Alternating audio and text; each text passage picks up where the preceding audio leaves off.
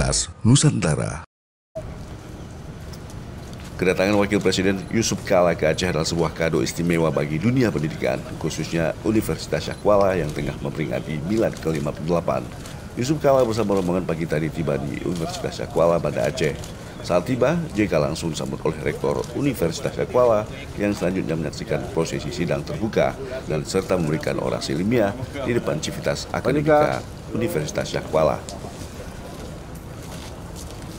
Usai memberikan orasi ilmiah, JK meresmikan gedung proyek 7-in-1 Universitas Syakwala.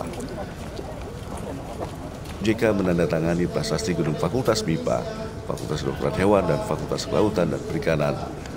Dalam peresmian tersebut, JK turut didampingi oleh Menteri Agraria dan Tata Ruang Sofyan Jalil.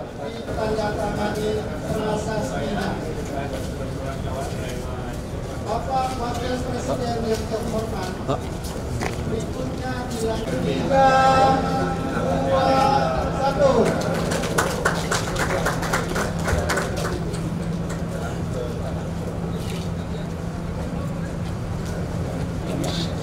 1. Selanjutnya, JK dan rombongan bertolak ke Bandara Internasional Sultan Senar Muda dan menuju ke Provinsi Sumatera Barat.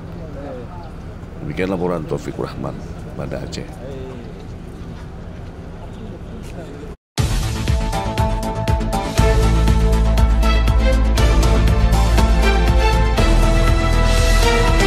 News TV, Meretas, Nusantara.